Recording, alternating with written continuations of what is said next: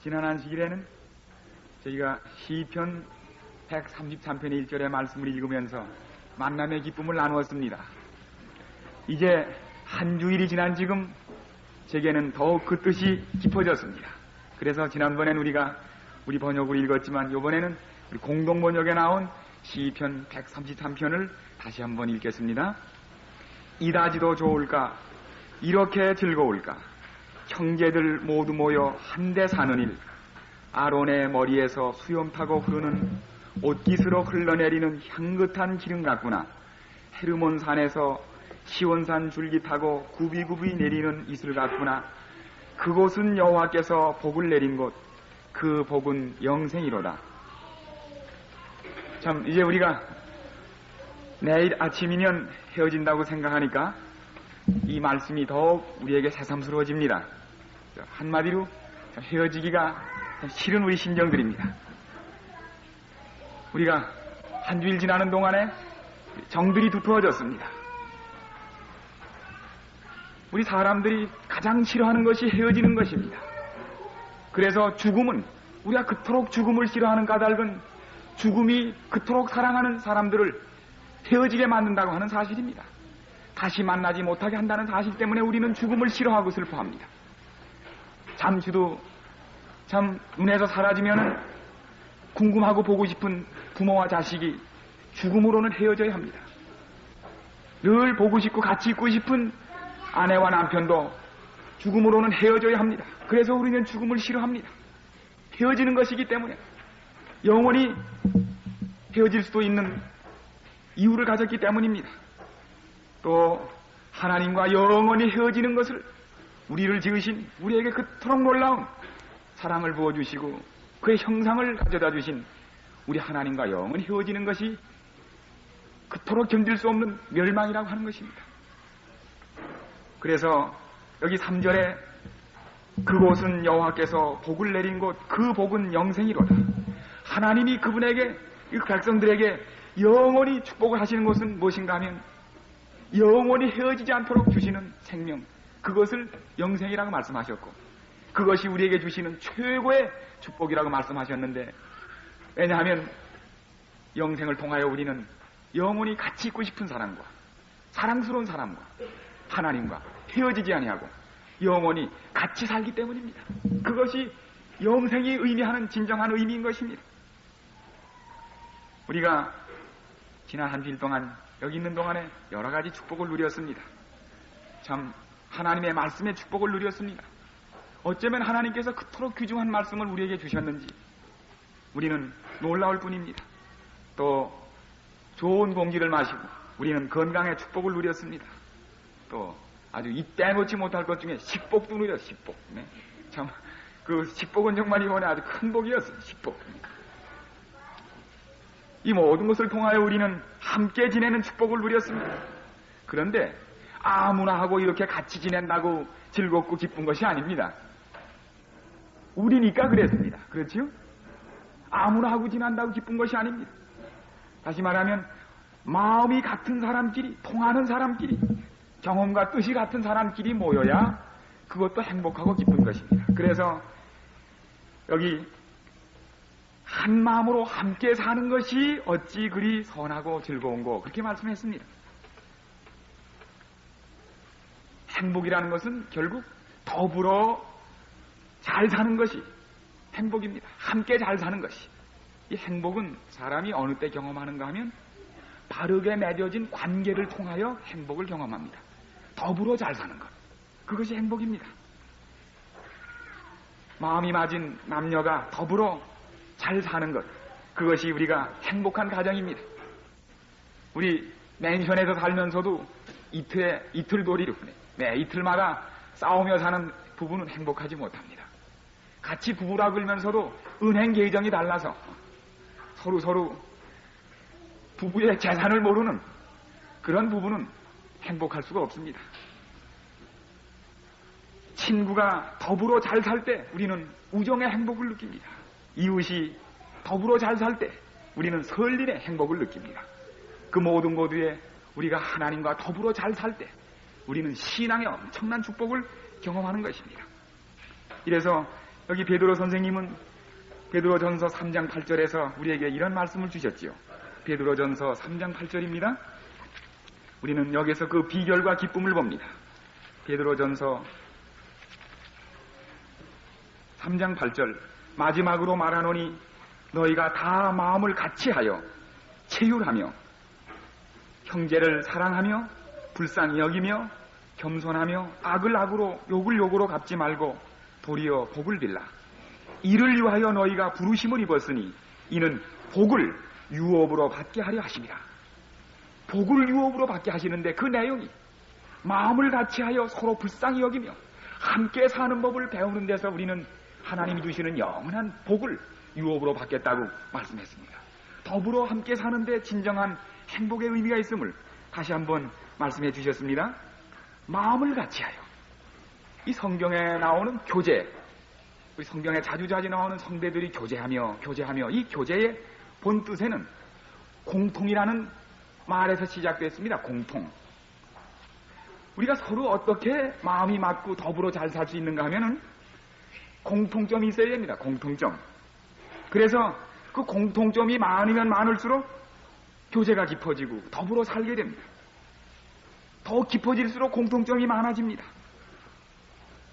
우리 부부가 처음에 결혼하면은 이 밥상에서 이견이 나옵니다. 이렇게 찌개가 짜냐고. 제 입엔 맞은데요. 이게 짜지. 이렇게. 그러다가 이제 2년, 3년, 4년, 5년 지나다 보면 입맛이 같아져요. 한 10년 되면 또 평생을 살아오신 분, 이제는 우리 그분 중에 어느 분의 입맛이 똑같아져서 식성에 대해서 아무 이견이 없게 됩니다. 공통점입니다.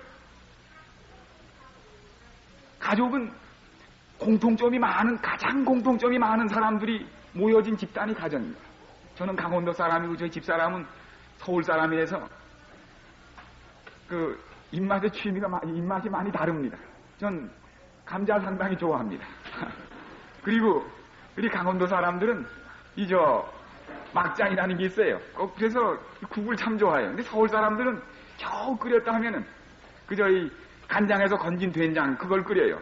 그래서 제가 이러면 안 좋다고 제가 자주 말을 했어요. 지금 저희 집 사람도 아주 장국을 좋아할 뿐더러 감자도 좋아해요. 우리 아이들이 또 똑같이 닮았어요.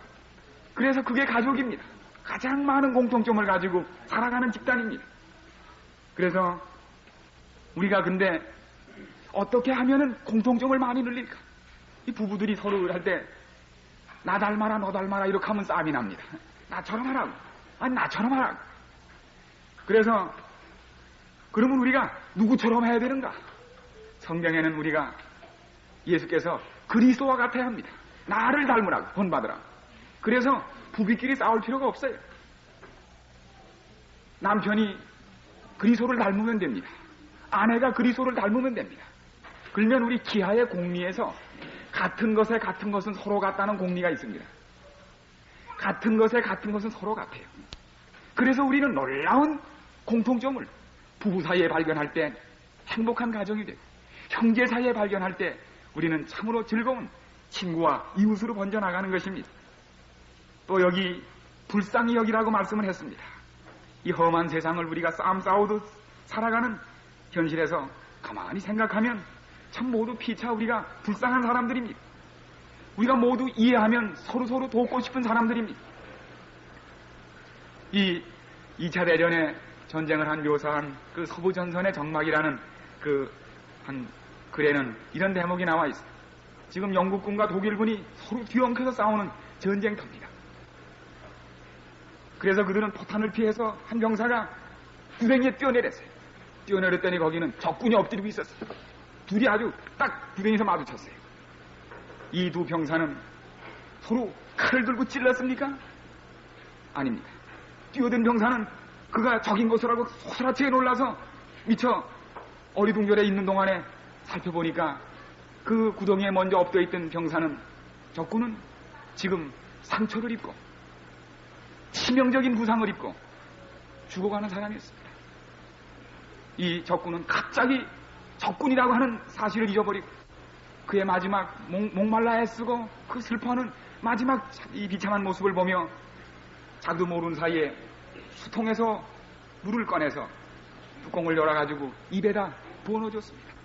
그 목이 타고 마지막 피를 흘려 죽어가던 적군 병사는 눈을 뜨고 바라보며 고맙다는 손짓을 했습니다. 그리고는 자기 찢어진 버려진 옷소매를 가르치며 뭘 꺼내달라고 그랬어요. 속주머니. 그래서 이 병사가 그것을 꺼내서 보니까 그의 깊숙이 넣어둔 지갑 속에는 가족 사진이 있었습니다. 그는 마지막 죽어가며 가족을 보고 싶었습니다. 그 가족 사진을 꺼냈더니 거기에는 그의 부모님이 계셨어요. 마지막 떠날 때 찍은 그의 가족 사진이었어요. 그리고 거기에는 사랑하는 아내와 아이들이 찍혀진 사진이 나왔습니다. 이 사진을 보는 동안 이 적군 병사의 눈에서는 눈물이 흘렀습니다. 지금 자기의 총탄에, 자기들의 총탄에 맞아 죽은 이 적군이고 원수라고 생각했던 그는 그토록 아들이 살아 돌아오기를 기다리는 어느 어머니, 어느 아버지의 사랑스러운 아들이었습니다. 그리고 아빠가 돌아오기를 몹시 기다리는 어느 아이들의 아버지였습니다. 그리고 남편 없이는 하늘이 무너지듯 못 사는 어느 사랑스러운 아내의 남편이었습니다. 그는 이 사연을 이해했을 때 죽어가는 병사를 고치게 하여 오히려 미워하는 대신 사랑이 더 그의 죽음을 슬퍼하는 가장 슬퍼하는 사람이 됐습니다. 종종 여러분 우리가 이해 못하는 사람, 때는 미워하고 싶은 사람이 있다 할지라도 가만히 그의 생애의 배경을 생각하고 이해하면 다 불쌍한 사람들입니다. 우리가 참으로 서로 이 험한 세상에서 죽지 않고 살아보려고 자식을 먹여 살리고 아내를 먹여 살리려고 서로 살다 보니까 접촉사고가 좀 생기는 겁니다. 우리가 그걸 이해하면 아무도 믿지 않고 아무도 우리가 사랑하지 않을 사람이 없습니다. 우리가 여자들이 좀 이따금씩 부인이 홍마 좀 신경질이 좀 있고 종종 그런 우리가 경우에 있다고 한번 가정을 해보십시오. 그래서 우리가 왜 당신의 성격이 이래? 그러지 말고 아마 그의 자라온 히스토리를 우리가 들어온다면 당신이 어렸을 때 젖을 많이 못 먹어서 그렇구만.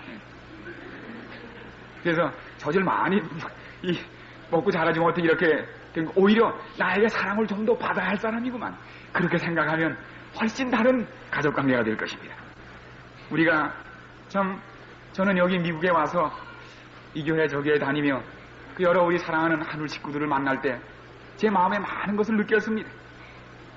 이 어려운 말리 타향에 와서 정말 가족과 함께 여기 오셔가지고 살아보시려고 어떻게 현실에서 살아보려고 일조일 안 해본 일 없이 많은 고생들을 겪어가시며 그 살아간 모습을 여러분들의 표정에서와 현실에서 볼 때 정말 제 마음에 표현하지 못할 어떤 깊은 감명을 느끼게 됩니다. 정말 고생들을 많이 하셨습니다. 저는 그래서 혹 여러분들이 저도 꽤 잘 살지만은 여러분들이 참 잘들 사세요. 좋은 집도 가지시고 그러나 저는 아주 제 속에 있는 말씀을 드린다면 조금도 부럽지가 않습니다. 오히려 이만큼들 사시려고 얼마나 고생들 하셨는가 하는 생각을 할 때 이만큼도 부러운 마음이 없어요. 참 고생들 많이 하셨구나 하는 생각뿐입니다. 특별히 저는 이곳에 오셔서 방금 우리 홍 목사님께서도 말씀하셨지만은 저는 함께 사역들 하시는 우리 목사님들을 뵐 때 참 마음에 큰 부담을 지게 됩니다.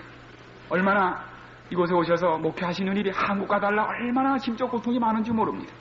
특별히 이 연애 신에도 제가 읽어봤습니다만 이 사역자는 사단에게 지명수배받은 존재들입니다. 나는 그들을 증오한다. 어떻게든지 그들을 낙심시켜라. 그런 아주 지명수배가 된 존재들입니다.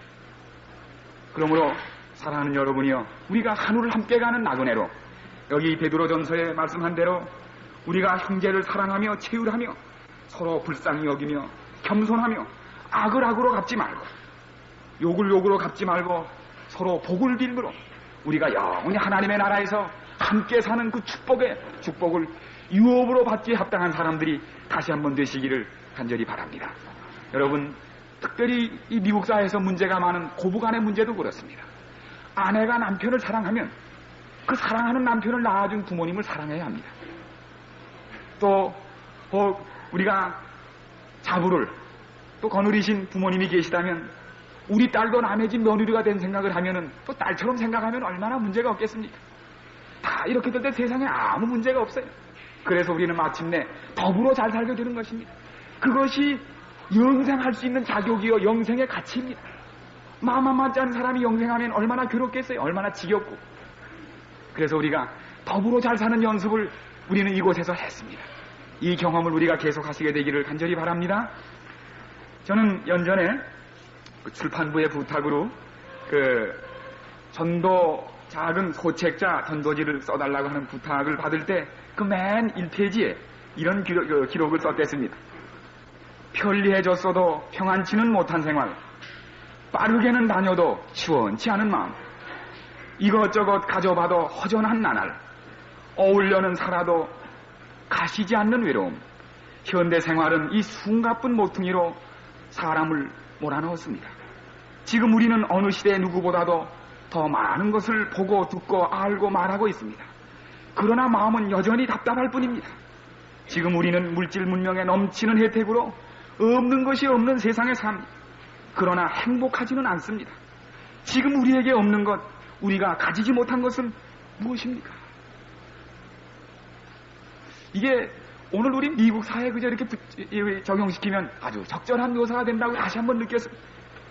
미국에 오니까 제가 뜻도 잘 모르고 쓴 이것이 더 한 번 실감이 났어요. 참 미국에 오니까 잘들 사시대요. 세상에 이렇게 편리할 수가 없어요. 한국에서는 좀 겨울밤에라도 뜨뜻하게 자려면 하루 저녁에 요새 연탄질이 나빠져가지고 3-4장을 갈아야 합니다. 연탄 가려고 그저 미처 잠이 깊이 못 들어가지고 따뜻하게 해놓고도 편한 잠을 못 잡니다. 그러나서 연탄 한 3-4장을 맞춰야 그저 좀 온돌이 식지는 않습니다. 근데 여기서 보니까 그저 우리 방 안에 있는 조절 이렇게 놓고서 하면은 그저 막 원하는 대로 추나추동 구분이 없어요. 일정한 온도로 그렇게 잘들 지내시대요. 네. 그저 요새 조금 값비싼 에어컨만 사면은 그저 봄바람, 가을바람, 강바람, 바닷바람을 마음대로 주문해다가 그저 아주 시원하게 참 잘들 지나세요. 부엌 살림이 그렇게 편할 수가 없고 남자들이 또 자동차 모든 게 그렇게 편리할 수가 없어요. 그러나 여러분이요, 그렇게 편리해진 것만큼 우리 마음도 그렇게 평안해진 것은 아닙니다. 참 이렇게 빨리 달릴 수가 없어요. 80마일을 달리면서도 빨리 가는 것 같지 않다고들 그러세요.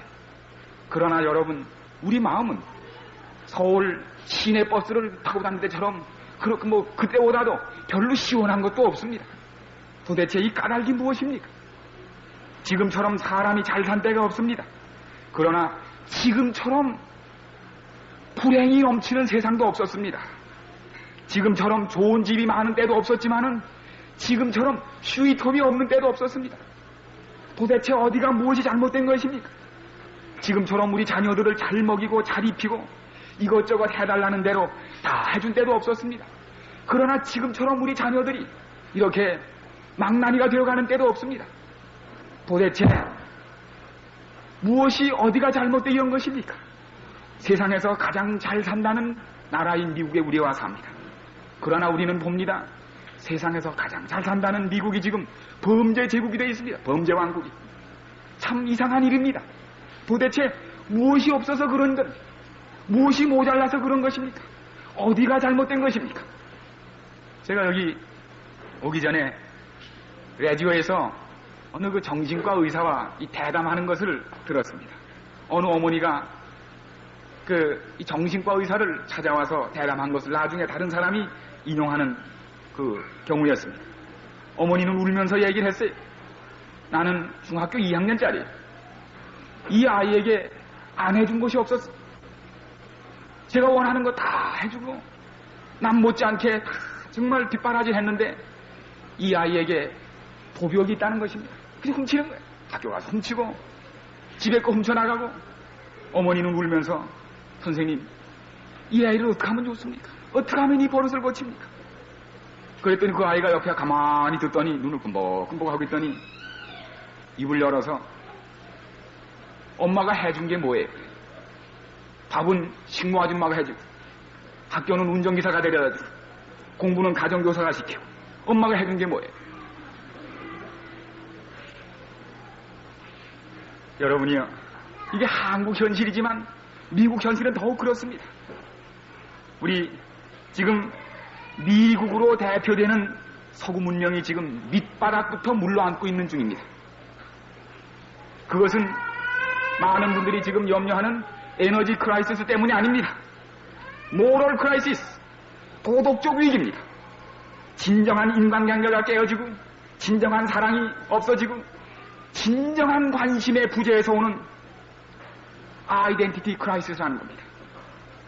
사람이 자기와 남과의 관계가 단절될 때, 자기가 정당한 인정을 받지 못할 때 오는 그 붕괴의 위기가 그 모든 위기보다 큰 것입니다. 그것이 바로 오늘 말씀에 읽은 말라기 4장 5절의 마지막 저주입니다. 부모의 마음이 자식에게 있지 않습니다. 자식의 마음이 부모에게 있지 않습니다. 부모와 자식 간의 정당한 관계가 수립되어 있지 않습니다. 또한 하나님과 인간 사이에 바른 관계가 맺어져 있지 않습니다. 이웃과 이웃 사이에 진정한 인간관계가 맺어져 있지 않습니다. 이것처럼 더 큰 저주가 없습니다. 이것이 세상을 마지막 멸망시킬 최후의 저주라고. 고쳐지지 아니하면, 돌이켜지지 아니하면 그 저주가 세상을 마지막 끝장낼 것이라고 말씀을 했습니다.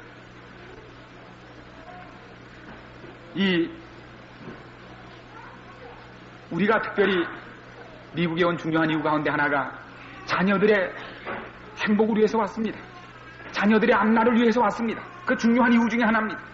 그러나 우리는 그렇게 데려온 우리 자녀들이 이곳에 와서 자유롭고 풍부한 현실에서 부모 말고도 관심을 가질 대상들이 생겼기 때문에 그들은 부모와 가정 없이도 살 수 있는 이상한 독립심들을 가지고 있습니다. 또 어른들은 어른들대로 자녀 말고도 관심 쏟을 때가 너무 많아서 진정한 애정, 진정한 관심을 자녀에게 쏟을 겨를이 없이 되고 말았습니다.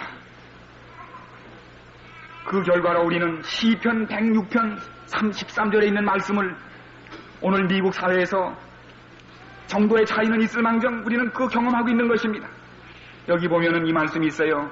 15절 여호와께서 저희의 요구한 것을 주셨을지라도 그 영혼을 파리하게 하셨도다. 여호와께서 그 백성들이 요구하는 모든 것을 다 주셨을지라도 육신적 필요를 다 채워주셨을지라도 오히려 그 영혼은 파리하게 됐다고 하는 이스라엘 백성의 광야의 경험을 우리는 여기서 다시 한번 반복할 큰 위험에 봉착되어 있습니다. 우리는 한국에서 우리가 모든 문화습성을 익혀온 저희들에게 참 미국의 부모와 자식 간의 관계는 몹시 못마땅하다고 우리는 입을 모아 말씀을 다 나눕니다. 그런데 왜 특별히 미국의 자녀들이 그렇게 부모님에 대해서 불경스러울까? 그렇게 우리만 하면 불효막지할까? 저는 그걸 이미 온 몇 개월 동안에 좀 유심히 미국 사람들의 생활을 살펴보며 이유를 저대로 느껴봤습니다. 제가 이 한국에 있을 때도 우리 어린아이들을 기를 때 제가 이제 밤새도록 잘 자고 나면 제 집사람이 그래요. 내 밤에 몇 번 깼는지 아느냐고. 제가 알 턱이 있나요? 그냥 잤으니까. 머리맛 좀 보라고. 그 머리맛을 보면은 조그마한 피라밋이 하나 기저귀가 간 겁니다. 이게 몇 개인지 한번 좀 쉬어보라. 13개. 참, 그 어린아이 아마 한 13개를 갈아야 그 한담이 지나는 겁니다. 그래서 제가 이렇게 13개를 가지고 무슨 잠을 잤느냐. 무슨 계산하는 방법이 없을까. 그래서 제가 우리 거기 그 선교사 사모님에게 여쭤봤어요. 미국식 뭐 다른 좋은 방법이 없느냐. 아이들 이 문제에 대해서. 그랬더니 우리는 그렇게 하지 않는다. 기저귀를 한 너댓 개 이렇게 포개가지고 한꺼번에 채운 다음에 비닐 그 카바를 이렇게 씌워가지고 그저 이렇게 굴려놓으면 난방에다. 밤새도록 거기서 넣고 그냥 싸고 이렇게 하다가 그저 아침에 그냥 바꿔주면 된다. 여러분, 근데 그걸 들으면서 그래서 그렇구나 그랬습니다. 그 아이들이 밤새도록 축축한 기저귀를 차고서 생각하는 게 뭐겠습니까? 앙심 먹는 겁니다. 앙심.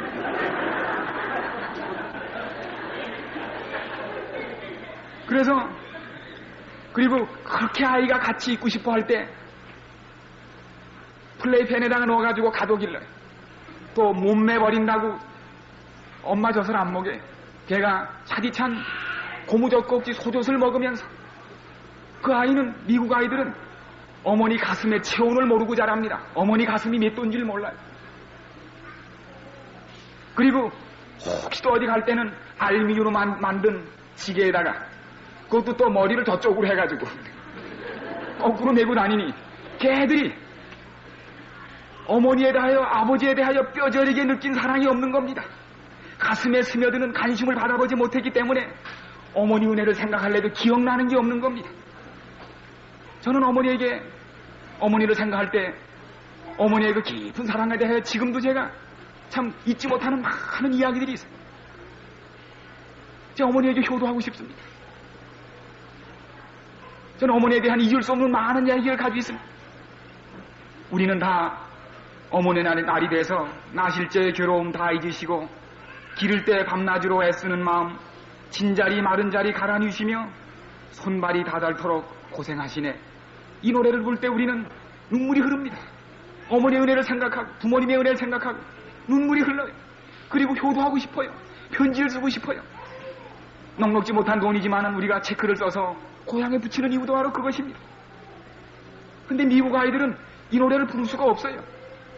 나실 때는 무통분마로 나셨으니 고통당한 것도 없고, 뭐 우유 젖꼭지를 물렸으니 뭐 그거 느끼는 것도 없고, 늘 젖은 기저귀를 찼으니 뭐 밤낮으로 진자리 마른 자리 갈아내는 것도 없고, 세탁기에 빨래하고 냉장고에 있는 거 토스트 구워서 먹였으니 뭐 그렇게 구체적으로 느끼는 게 없는 것입니다. 그래서 받은 그대로 부모님이 조금 이제 연세가 많아지면 널싱홈에 갔다가 내 어렸을 때 혼자 다던 경험을 이제 하시라고. 그리고는 연말이 되면은 저 크리스마스 카드에 메리 크리스마스, 해피 뉴 이어 붙이고는 끝나요. 또 이 널싱홈의 얘기를 들으니까 어떤 그 자녀는 그래도 좀 낫다는 자는 1년에 한 번 크리스마스 때 와가지고 구두도 벗지 않고 거기서 메리 크리스마스, 해피 뉴 이어 그리고 간다는 거예요. 그 토론토에 있는 어느 아파트에서는 한 노인이 돌아가셨는데 30일이 돼도 돌아가신 줄 몰랐다는 겁니다. 한 기척이 없어서 그 관리인이 문을 열어보니까 30일째 돌아가신 채로 누워 있었다고 하는 이야기입니다. 세상에 이런 비극이 세상에 어디 있습니까? 제가 방금 있다가 온 카나다의 그 스윗 커렌트, 우리 누님 옆댁에는 연세 많은 할머니가 계시는데 그 옆집에다가 그런 부탁을 해놓으셨어요. 내가 아침 10시까지 일어나는 기척이 없거든. 늘 우리 집을 좀 와봐달라고 열쇠 하나를 옆집에 맡기고 있어요. 여러분, 이것은 비극입니다. 이것이 불행입니다. 이것이 바로 미국 사회가 오늘 그토록 많은 물질 문명에 넘치는 혜택 속에서 사람들이 행복하지 못한 이유가 바로 거기에 있습니다. 사람이 어느 때 행복합니까? 잘 먹었을 때, 잘 입었을 때가 아닙니다. 다른 사람에게 관심을 받았을 때 행복합니다. 사랑은 진정한 관심을 사랑이라고 합니다. 사람은 떡으로만 살 수 없습니다. 빵으로만 살 수 없습니다. 관심의 대상이 됐을 때 행복을 느끼는 겁니다. 저는 우리 아이를 기르며 이걸 다시 한번 느꼈어요. 우리 두 번째 아이가 낳았습니다. 우리 큰아이가 꽤 조숙해가지고 벌써 빨리 젖꼭지를 떼고 우유도 컵으로 마시고 그렇게 됐어요. 이제 동생을 낳았습니다. 갑자기 자기만 그렇게 사람들이 보고 우리가 관심하고 얘기 듣는 데서 또 하나의 라이벌이 생긴 겁니다. 이 꽤 큰 제 누나가, 제 남동생이 나니까 행동에 많은 변화가 왔어요. 그전까진 컵으로 뭐 우유도 마시고 하더니 갑자기 동생이 누워서 그 젖꼭지를 빠는 것을 보더니 나도 젖꼭지로 먹겠다는 겁니다. 그리고 젖꼭지를 빨고서는 불어넣어서 먹어요, 또 그것을. 애기질을 다시 하면서. 그리고는 늘 오줌을 잘 가리더니 그대로 오줌을 누면서 엄마 나 오줌 넣어. 그리고서는 그냥 넣어요. 다시 말하면 점점점 자기에서 떠나가는 관심을 느끼고 관심을 가져달라는 겁니다. 관심 가져달라는 얘기. 그리고는 밤에 잠꼬대를 하는데 우리 엄마야 그러는 거예요. 목매도 그러는 거예요. 그 아이가 관심이 자기에게서 좀 떠난 것을 느끼며 불행을 느끼는 겁니다. 사람의 제일 큰 불행은 관심을 받지 못하는 데 있습니다. 진정한 사랑은 무엇입니까? 진정한 관심입니다. 이 타임즈에 그런 기사가 났었어요. 여러분이 문명한 세상에 저 크메리에서 사람을 도끼와 몽둥이로 60여만 명을 참살했다는 것은 정말 끔찍한 일이다. 그러나 더욱 놀라운 일은 사람들이 그렇게 죽었는데도 웬 세상이 이렇게 무관심하냐 이겁니다. 더욱 놀라운 일이라는 것입니다. 여러분, 이 무관심으로 가득 찬 세상에서 참으로 우리가 어디에서 관심을 구할 것이며 우리를 참으로 기쁘게 할 사랑의 진정한 대상을 우리가 어디에서 찾을 것입니까? 우리가 관심을 받아야 살맛이 나고 행복할 수 있습니다. 이 세상과 인간이 메워줄 수 없는 공허와 허전과 무의미를 누가 만족시켜 줄 것입니까? 우린 시간 때문에 제가 다 읽지 않습니다만 여기 누가복음 15장에는 거기에 대한 대답이 나와 있습니다. 거기에서 우리는 잃어버린 한 마리 양을 찾기 위하여 99마리를 뒤에 두고 찾아나가는 목자를 봅니다. 또 은 10개를 가졌던 한 부인이 하나를 잃어버리고 그것을 찾기 위하여 온 집안을 뒤지며 마침내 찾아내는 모습을 봅니다. 곧이어서 아들 중에 둘째 아들이 방랑하고 방탕해서 집을 나간 다음에 그 아들을 기다리며 마침내는 아들을 맞아들이는 아버지 모습을 봅니다. 여러분, 여기에서 강조된 것은 하나입니다. 하나. 잃어버린 100마리 중에 하나. 0.01. 잃어버린 하나의 은견 0.1. 두 아들 중에 잃어버린 하나들 0.5. 여기에서 강조된 것은 0.0에 대한 관심입니다. 0.1에 대한 관심입니다. 0.5에 대한 관심입니다. 하나, 온군 하나가 되지 못하는 소수점에 대한 관심입니다. 하나에 대한 관심. 아마 목자가 그럴 수도 있을 거예요. 그까짓 거 그만이지. 그까짓 거 하나 몇 푼대나 99마리가 있는. 그러나 성경에는 그렇게 기록되어 있지 않았습니다. 목자로 표상된 예수님께서는 이런 것을 찾도록 찾아다니지 않겠느냐. 또 여인이 그랬을지 모릅니다. 가긴 어딜 가, 집안 어디 있겠지. 언제는 나올 거야. 그러질 않았어요. 등불을 켜고 집을 쓸며 찾기까지 부지런히 찾지 않은 무기한으로 찾아내고야 말았습니다. 여러분이 우리가 세상에 묻혀서 냉담하게 살다가도 기도주일이 돌아오고 집회에서 말씀을 들으면 갑자기 하나님을 찾고 싶고 기도를 드리고 싶고 회개하고 싶어지는 이유는 무엇입니까? 이 피곤하지만 일어나서 교회에 가고 싶어지게 만드는 것은 무슨 일입니까? 그것은 여러분, 그 먼지를 들으며 등불을 켜고 찾는 성령님께서 우리를 찾으시기 때문입니다. 우리 마음의 먼지를 털어내고 등불을 밝히고 우리 영혼을 찾는 그 누가가 있기 때문인데, 그분이 바로 이번 기간 동안 우리가 다시 한번 만난 우리 영혼을 찾으시는 하나님의 찾으시는 것. 성령이 우리를 찾기 때문에 우리 마음에 그러한 느낌이 일어나는 것입니다. 아마 둘째 아들이 집을 나간 그 아버지가 이랬을 수 있을 거예요. 부러막실한 녀석, 나 너 안 남편 친다. 너 쯤 하나도 없어도 된다. 내 그럴 줄 알고 이나 밀려라. 그럴 수 있을 거예요. 너 그럴 줄 알고 내 아들 하나 더 낳았다. 그러나 아버지는 그렇지 않았습니다. 이 상자는 아버지 관심 밖에서 살고 싶었습니다. 아버지 관심이 미치지 않는 곳으로 가고 싶었습니다. 제 딴에는 독립해서 살라고 집을 뛰쳐나갔습니다. 그러나 그는 아버지 관심 없이 산다는 것이 얼마나 불행한 일인지를 객지에 나가서 돈 떨어지고 알았습니다. 그렇게 친절하던 모텔 아저씨, 호텔 아줌마가 그렇게 많이 쫓아다니던 친구들이 돈 떨어지니까 냉담하게 변해버렸어요. 그동안 자기에게 가졌던 관심은 자기에게 가진 관심이 아니고 자기 돈에 대해 가진 관심이었다는 것을 돈 떨어지고 알았습니다. 그는 속았던 것입니다. 사랑하는 여러분, 사랑받지 못하는 아이들이 종종 그걸 메우기 위해 밥을 많이 먹어요. 그 아들 밥 많이 먹을 때 좀 유심히 보셔야 합니다. 남편에게 사랑받지 못하는 여자들이 자취하면은 그것을 사치스럽게 꾸밈으로 무언가를 메우려고 하는 일이 종종 있다고 그래요. 여러분요, 우리가 진정으로 하나님의 사랑을 받지 못하고 하나님의 사랑의 대상이 되지 못하면 종종 우리는 거기서 받지 못한 관심을 돈을 많이 벌므로 때로는 좋은 높은 지위에 올라감으로 다른 데서 관심을 끌어가지고 그것을 메우려고 하는 힘 또한 인간의 근본적인 심리가 인간에게 있습니다. 돼지를 치면서 탕자는 깊이 느꼈습니다. 아버지의 관심을 떠나서 살아가는 자기는 주인 있는 돼지만도 못하다는 것을 깨달았습니다. 돼지는 그래도 때가 되면 주인이 밥 주라고 그래, 밥 주라고.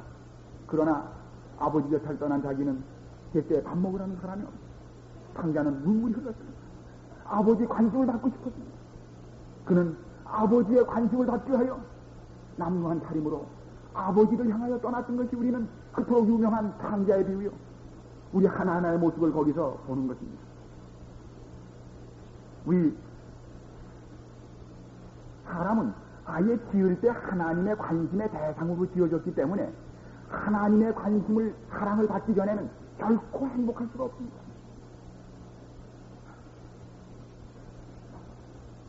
그래서 방탕으로 유명했던 성 어거스틴이 33살에 회심합니다. 그의 사매력의 첫째 부분에 그 말이 나와 있죠. 하나님, 우리는 당신을 위하여 지어졌습니다. 그러므로 우리의 영혼이 당신 안에서 쉼을 발견하기까지 우리에게는 쉼이 없다. 그는 술과 방탕과 여자와 철학과 문학과 수사학으로 그의 관심을 메우려 했지만 마침내 쓰러져 버리고 하나님께로 돌아오고야 말았습니다. 우리 연전에 미국 억만장자의 석유왕 폴 게티옹의 그 손자인 폴 게티 3세가 이태리에서 유괴되어 가지고 5개월간 납치돼 있었습니다. 이 유괴범들은 이 몸값을 340만 불을 정했습니다. 340만 불 내야 이 아이를 돌려주겠다. 우리 원화로 하면은 13억 원입니다. 이제 돈은 얼마에도 좋았습니다. 그 아버지가 그 할아버지에게 돈은 문제가 아니라 그 아이를 찾아야 했습니다. 그래서 그 아이가 참으로 있는지를 확인하고 싶다고 그랬더니 포포가 왔는데 뭘 왔는가 하면 이 어린아이의 오른쪽 귀를 잘라가지고 포포로 보냈어요. 이거 보면 우리가 그 당신네 아이를 가지고 있는 걸 아실 게라고. 오른쪽 귀가 왔습니다. 이 오른쪽 귀를 본 그 할아버지와 아버지는 오히려 경찰이 방해할 때라 경찰을 따돌리고 마침내 340만 불을 다 치르고 2일 만에 그 남부 이태리의 어느 도시의 도로상에서 바짝 추워 얼은 아직도 그러나 살아있는 아들을, 손자를 찾았습니다. 물론 오른쪽 귀는 없었습니다. 누군가가 그 아들을 찾고 있는 아버지에게 가서 아이고 대개 아드님이 그만한 값이 나갑니까? 그 340만 불이면 큰 돈입니다. 그러면 아니 그걸 말씀이라고 하시오? 내 재산 전부를 주고라도 나는 그 아이를 찾아. 그것이 부모의 대답입니다. 어떤 사람이 와서 뭐 340만 불씩이나 지불하고서도 당신이 꼭 그 아이를 찾으신다면서요? 예, 그렇습니다. 우리 그 아이 있는 데를 아시나요? 예, 제가 그 엄청난 돈을 드리지 않고도 아이 하나를 구해다 드리, 10,000불만 내시면 내 아이 하나를 구해다 드리다. 그러면 그 부모가 뭐라 그랬어요? 나는 지금 어떤 아이가 아니에요. 그 아이를 찾고 있어. I am not looking for a boy. I am looking for the boy. 나는 a boy. 어떤 소년을 찾고 있는 게 아니, the boy. 그 아이요, 그 아이. 그 아이를 대신한 아무 아이가 세상에 없어요. 여러분, 세상에 똑같은 두 사람이 없습니다.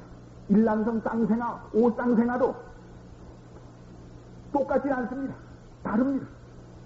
여러분, 하나님께서는 결코 똑같은 두 사람을 이 땅에 탄생시키는 그런 미스테이크를 결코 만들어 놓지 않으셨습니다. 여러분, 세상에 사람이 이렇게 많아져도 여전히 사람이 그렇게 귀한 것은 왜냐하면 그와 같은 사람은 과거에도 없었고 앞으로도 없으며 영원히 그 사람 하나밖에 없습니다.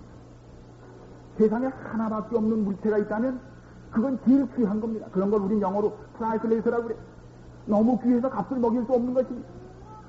여러분이요, 인구가 이렇게 느는데도 여전히 제가 귀하고 우리 아이들이 귀하고 여러분 한 분 한 분이 귀한 것은 나와 같은 사람, 그러나 세상에 하나밖에 없기 때문입니다. 여기 보세요. 영문 시조 1903년 기사에는 이렇게 나와요. 우리는 필요하기 때문에 존재하게 된 것이다. 있어도 좋고 없어도 좋은 것이 아니라 꼭 있어야 하기 때문에 존재하게 되었다. 여러분, 우리는 우연히 이 땅에 태어난 것이 아니고 있어야 하기 때문에 하나님에 의하여 이 땅에 태어나게 된 것입니다. 우리 자식 많은 부모님들에게 아이고 자식이 많으시니 좀 덜 귀하시겠네 그랬다가는 혼납니다. 우리 저 한국에 계신 목사님 중에 아이를 5을 가진 분이 계세요. 어떻게 계속 그냥 줄줄이 딸이라서 아들 하나 낳아보실까 하고서 낳다 보니 그냥 5이 됐어요. 저절에 그 목사님과 한 자리에서 아이 목사님은 애들이 그렇게 많으시니까 덜 귀하시죠? 그랬더니 그 목사님이 정색을 하시며 적어도 아이를 5은 낳아봐야 아이 귀한 줄 안다는 겁니다. 그 5 아이가 많기 때문에 덜 귀하지 않습니다. 그것이 여러분 바로 세상의 인구가 이렇게 많아도 털털 넘쳐도 뉴욕에 마나탄에 발디딜 틈 없이 밀려가도 제가 여전히 하나님께 그렇게 귀하고 여러분이 그렇게 하나님 앞에 여전히 그토록 귀한 까닭이 바로 그 까닭입니다. 이 프레이지 목사님의 책에 이런 감명 깊은 이야기가 있습니다. 미국의 가장 큰 명절에 속하는 그 가운데 하나인 땡스기빙 데이에 지금 멀리 흩어졌던 자식들이 돌아옵니다. 지금 이제 차가 멎고 우리 한 조지가 들어옵니다. 아버지 어머니 나가서 조지야 잘 왔구나 참 보고 싶었다. 우리 든든한 맏아들 조지야. 잠시 후에 또 딸이 도착해서 메리야 어서 오너라. 아이고 언제나 봐도 사랑스러운 우리 딸 어서 오너라. 이래서 하나씩 둘씩 와가지고 7이 땡스기빙 데이 그 테이블에 뺑 둘러앉았습니다. 오랜만에 흩어졌다가 다시 만나서 대한 것입니다. 그러나 둘러앉은 7을 바라보며 해리를 생각하고 눈물을 흘리죠. 아버지도 이것을 얼른 보시더니 말없이 손수건을 꺼내서 눈을 훔쳤습니다. 어머니 아버지 마음속에는 이 사랑스럽고 착한 7 자녀에도 불구하고 해리 넷째 아들 방탕한 아들 해리만이 차지할 수 있는 마음의 공백이 그대로 비어있었어요. 7 아들을 다 넣고도 그 한 자리는 채워질 수가 없었던 것입니다. 그 아들만이 채울 수 있는 자리가 따로 있었던 것입니다. 영문 종로에 계단 100페이지에 하나님과 매 영혼 사이의 관계는 마치 세상에 그 사람밖에는 다른 아무 사람도 없는 것처럼 그렇게 분명하고 충만하다. 그렇기 때문에 비록 잃어버린 영혼이 단 한 사람이었을지라도 예수께서는 그 한 영혼을 위해 죽으셨을 것이라고 실물 좋은 184페이지에 말씀하셨습니다. 나 하나가 구원을 받는데도 예수님은 기꺼이 오셔서 십자가에 달려 돌아가셨다는 놀라운 사실입니다. 우리는 비로소 여기에서 살 맛을 느낍니다. 행복을 느끼게 됩니다. 이것이 바로 내가 구원을 받아야 하는 이유입니다. 우리 아이들이 구원을 받아야 하는 이유, 우리 어머니가, 우리 아버지가, 우리 친척들이, 우리 사랑하는 가족들이 구원을 받아야 할 이유인 것입니다. 그 하나님이 한 영혼에 대해 가지시는 관계가 얼마나 절실한지 저는 이 한 얘기를 드림으로 대신하려고 합니다. 저는 이 글을 쓰신 분은 로즈벨리라고 하는 유대인 군의관입니다. 내가 그 사람이요 라고 하는 우리 그 실제적인 경험을 여기 썼는데 이 일은 미국에서의 그 게티스버그 전투가 있은 직후에 있었던 일입니다. 전투가 있은 다음에 수백 명의 부상자들이 병원에 실려왔습니다. 그 중에 28명은 팔다리를 잘라버려 하는 중상자들이었습니다. 그 중에는 찰리 콜슨이라고 하는 어린 소년도 하나 중상을 입고 왔는데 이 소년은 너무 어려서 정식 입대를 못하고 나팔수로 지원 입대한 어린 소년이었습니다. 그래서 이제 그들이 병원에 옮겨진 다음에 곧 급한 이 수술들을 하기 위하여 의무병들이 지금 준비시키기 위하여 마취하는 주사를 놓기 위하여 갔을 때 이 어린 찰리 콜슨은 극구 마다는 겁니다. 마취 안 하겠다는 겁니다. 그냥 잘라달라는 겁니다. 그래서 이 의무병이 로즈벨리 군의관에게 왔어요. 그래서 이 로즈벨리가 그 소년 옆에 갔습니다. 나는 침대 곁에 서서 여보게 젊은이 왜 마취하기를 거절하는가? 내가 전쟁터에서 자네를 보았을 때 너무 상처가 심해서 후송을 해도 소용이 없을 것이라고는 생각했지만 자네의 그 커다란 푸른 눈을 그렇게 뜨고 나를 쳐다볼 때 자네의 사랑하는 어머니가 싸움터에 나간 아들을 생각하며 기다릴 것을 생각해서 이 병원에 후송한 것일세. 그냥 그것에 버려두어 전사시키게 안 됐기 때문에 여기 입원시키라고 명령했지만 자네가 피를 너무 많이 흘려서 도저히 그냥은 수술을 견딜 수 없으니 어서 마취하도록 하지 그래. 이렇게 타일렀습니다. 그러나 오히려 이 소녀는 이 군의관의 손을 꼭 붙잡으며 군의관님, 저는 10살 때 교회에 나가서 예수님을 나의 구주로 섬기기로 선택했답니다. 그때 저는 예수님을 의지하는 법을 배웠고 지금까지 그 주님을 믿고 의지하며 삽니다. 그분은 나의 힘이고 나의 도움이 되시기 때문에 오늘 팔다리를 잘라내는 절단 수술을 받을 때에도 나를 도와줄 줄 믿어서 제가 마취 같은 건 안 하려고 그러는 겁니다. 이 군의관은 너무 감명을 받아서 너는 군목을 만나봐야 할 사람이구나. 그리고 군목을 불러서 방문하도록 했습니다. 그랬더니 이 어린 소녀는 군목을 뵈며 이렇게 말했어요. 목사님, 저는 괜찮습니다. 군의관님은 제게 마취를 하자고 하셨지만 제가 싫다 그랬죠. 만일 주님이 수술하는 동안 저를 부르신다면 제가 맑은 정신으로 주님께 가고 싶어서 그랬어요. 수술하다 죽을지 모르는데 내가 죽는 순간 맑은 정신으로 주님을 생각하다가 주님께 가려고 마취를 거절했다는 것입니다. 그러면서 목사님, 저 베개 밑에 손을 넣으셔서 작은 성경책을 꺼내 주시겠어요? 거기 제 어머니 주소가 있는데 목사님께서 제 어머니께 편지 대신 한 장 써주세요. 제가 집을 떠난 날부터 하루도 성경 말씀을 잊지 않거나 기도하지 않고 그냥 지낸 적은 없다는 얘기를 꼭 써보내주세요.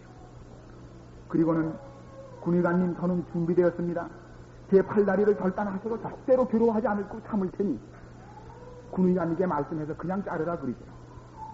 이래서 군의관도 나도 집도할 것을 약속하기는 했지만 도대체 용기가 나지 않아서 오히려 군의관이 옆에 가서 진정제를 먹고 왔습니다.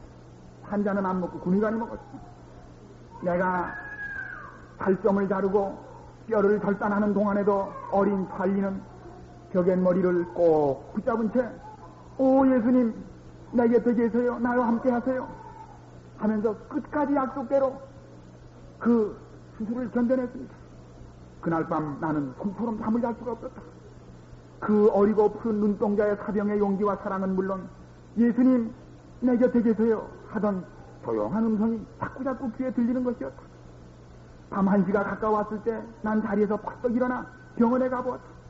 난 사실 아주 특별한 일이 아니면 그런 일을 해본 적이 없었다. 병원에 도착해보니 어제 입원한 중상자 중에 16명이 밤중에 사망했다는 소식이다. 관리는 어떻게 됐지?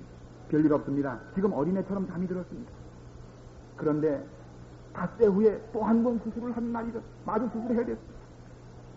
그날 수술하기 전에 이 어린 소녀는 군의관을 꼭 손을 붙잡더니 군의관님, 이제는 제 시간이 온 것 같습니다. 다시 해가 뜨는 것을 기대하지는 않지만 저는 하나님께 감사하며 군의관님이 저를 도와주신 것을 진심으로 감사드리고 싶습니다. 의사 선생님은 유대인이시잖아요. 그런데 왜 예수님을 안 믿으세요? 제가 예수 그리스도를 주님으로 믿고 이 땅에서의 인생의 마지막을 어떻게 끝마치는지를 제 곁에 서서 제 죽는 곳을 보고 알아주세요. 이 소녀는 수술을 받은 다음에 다른 중상자들 같이 역시 죽고 말았습니다. 그리고 이 로스벨리는 전에 그런 적이 없이 이 어린 소년이 장례 지내는 장지까지 가서 마지막 사관지까지 지켜보고 돌아왔습니다. 마침내 놀라우신 하나님의 섭리로 견디지 못하여 이 군의관은 그 완악한 정통파 유대교 정통주의 군의관이 마침내 회개하게 말았습니다. 구원받은 지 1년쯤 지난 어느 날, 이 소년의 가마로 구원받은 지 1년쯤 되는 어느 날 나는 어느 그리스도인 간증 집회에 참석하게 되었다.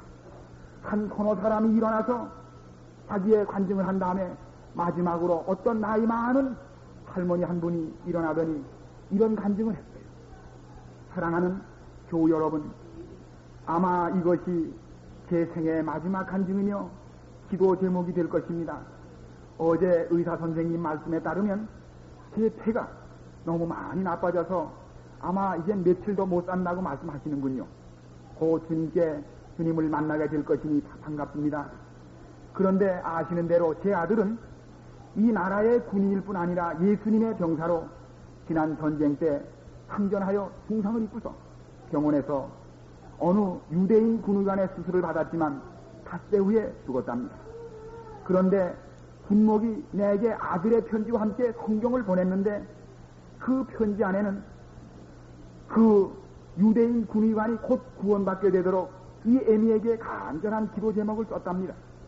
혹 내가 세상을 떠나도 여러분들이 그 이름도 모르는 내 아들을 수술한 어떤 유대교 군의관이 꼭 예수 그리스도를 만나도록 기도해 주세요. 그리고는 자리에 앉았습니다.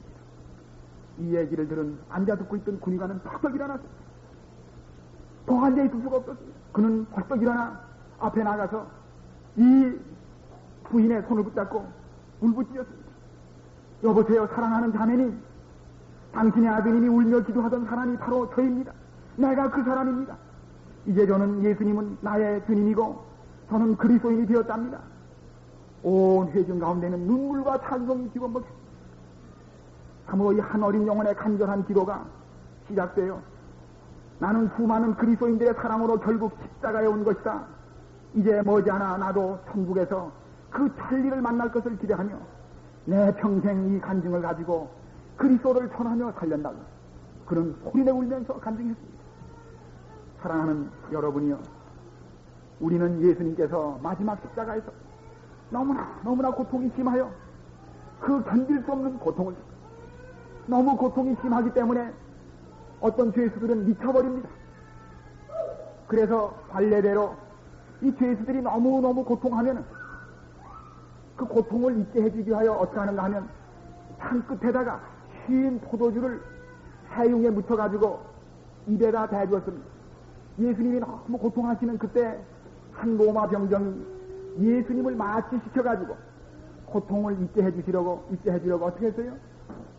흰 포도주에 해융을 묻혀서 창 끝으로 예수님의 입에 대했지만은 예수님께서 어떻게 하셨어요?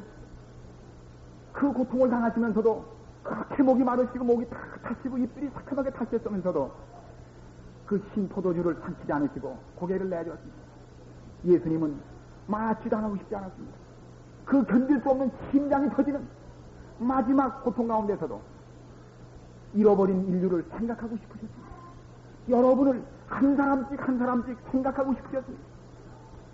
그는 맑은 정신으로 우리를 끝까지 나를 끝까지 생각하시려고 그 고통을 면할 수 있는 신포도주를 끝내 두지 않고 운명하시고 마셨습니다.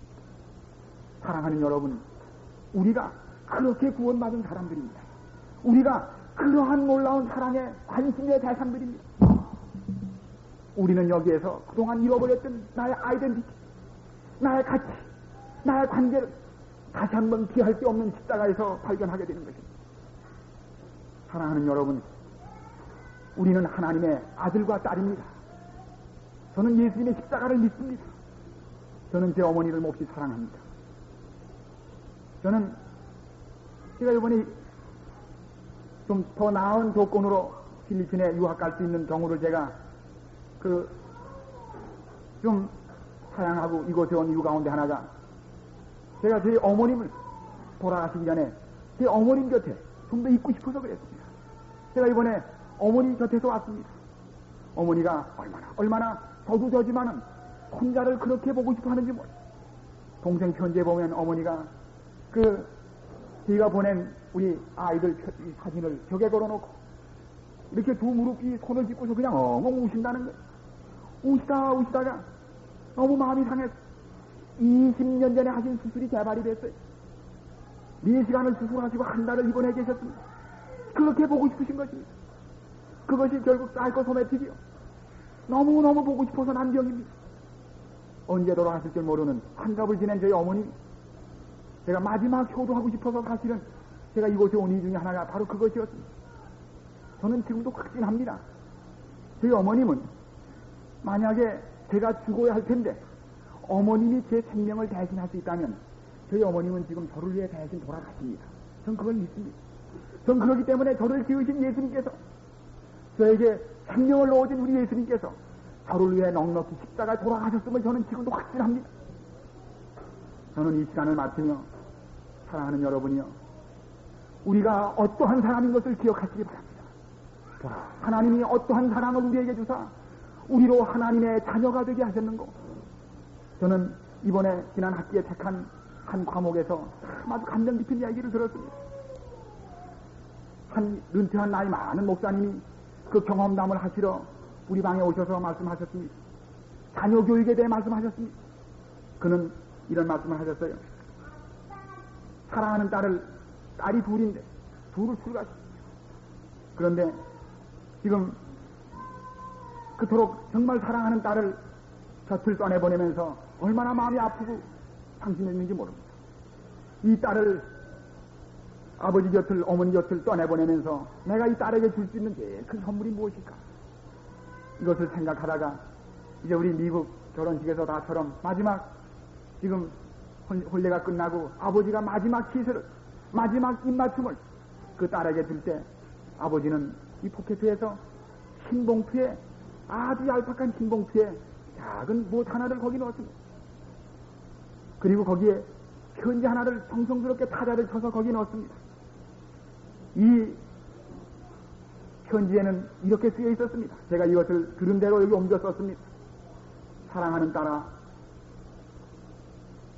가서 살다가 내 옛집이 그립고 아버지 어머니가 보고 싶거든. 혹 외롭고 쓸쓸하거든. 몸이 병들거나 마음이 아파 쉬고 싶거든. 언제나 집을 찾거라. 와서 놓고 할 것도 없이 내가 넣어준 이 열쇠로 그저 문을 열고 들어오너라. 내가, 나와 내 엄마가 곁을 떠나도 너는 여전히 우리의 가장 사랑하는 딸이요, 이 집은 내 집이다.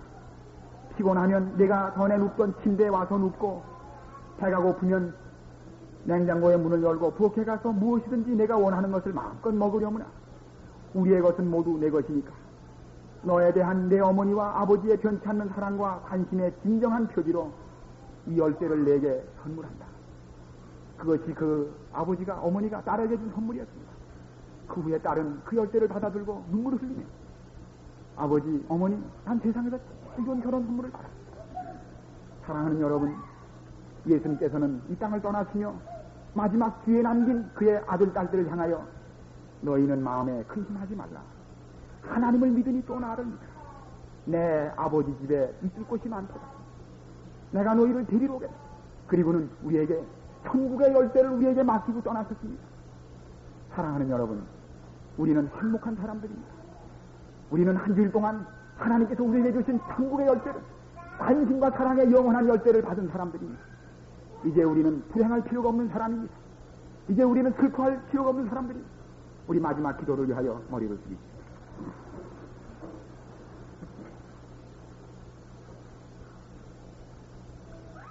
사랑하는 여러분들이여, 우리는 물질 문명에 넘치는 혜택을 받으면서도 웬일인지 쓸쓸하고 허전해 왔습니다. 우리는 우리에게 무엇이 없는 줄도 몰랐습니다. 그러나 우리가 모든 다른 것을 다 가졌어도 갖지 못했던 것은 그토록 놀라운 하나님의 관심과 사랑이었음을 다시 알게 됐습니다. 하나님의 사랑과 관심을 받아야 우리는 행복할 수가 있습니다. 사랑하는 여러분, 바로 여러분이 예수님께서 십자가 위에서 그 고통 중에도 신 포도주를 마다하시고 맑은 정신으로 마지막까지 생각하며 사랑하시던 사람이 바로 나인 것을 기억하시기 바랍니다. 오늘 여기 특별히 처음 나오신 몇 분들, 오늘 이 자리에 오신 것은 십자가에서 여러분을 마지막 고통 중에도 맑은 정신으로 끝까지 생각하시며 사랑하시던 그 관심이 오늘 여러분을 여기 오게 만드신 것입니다. 또는 친구가 여기 여러분을 모셔왔 때도 그것은 친구의 손을 들린 하나님의 심정이요 예수님의 마음인 것을 기억하시기 바랍니다. 자녀들은 이유를 불문하고 부모님에게 효도해야 합니다. 우리 부모님은 하나님을 대신하여 우리에게 관심을 보여주신 분들입니다. 부모님들은 자녀들에게 진정한 관심을 가져야 합니다. 자녀들에게 경제성이 좋은 교육을 시켜서 남부럽지 않게 만들려고 하는 것은 욕심이지 진정한 관심이 아닙니다. 자녀들을 구원받게 하는 것이 진정한 관심입니다. 그것이 진짜 사랑입니다. 사랑하는 여러분이요, 우리의 관심을, 아버지와 어머니와 자식들의 관심을 하나님께로 향해야 합니다. 그렇지 않으면 그 결과는 두려운 멸망이 될 것입니다. 만남이 없는 이별이 될 것입니다. 저는 마지막 예언의 신의 말씀을 읽으며 기도드리고 마치려고 생각합니다. 우리는 본향으로 가는 중이다. 우리를 심히 사랑하사 우리를 위하여 죽기까지 하신 주님께서 우리를 위하여 한 도성을 세우셨다.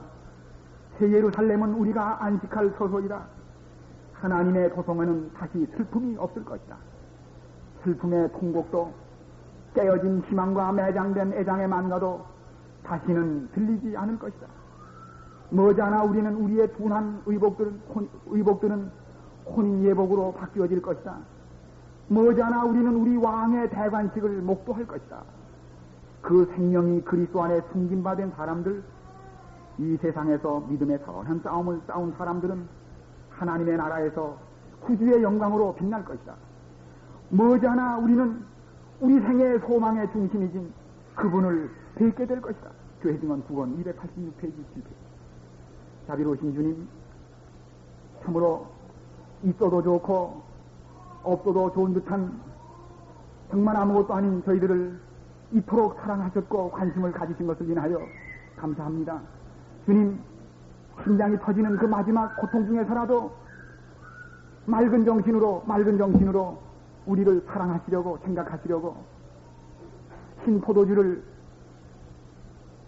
거부하신 그토록 사랑 많으신 주님, 우리도 맑은 정신으로, 참으로 맑은 정신으로 주님을 사랑하고 싶습니다.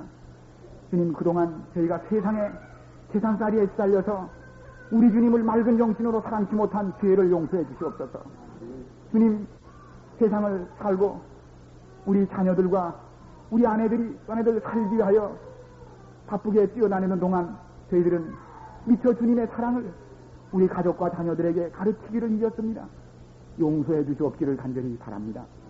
이제는 주님, 저희가 세상의 모든 것 다 버려도 우리를 위하여 그토록 큰 사랑과 영원한 관심을 십자가에서 토론해 주신 주님을 빼앗길 수가 없습니다. 주님, 그 관심, 그 사랑 없이는 우리가 행복할 수가 없습니다. 그것을 주시옵기를 간절히 바랍니다.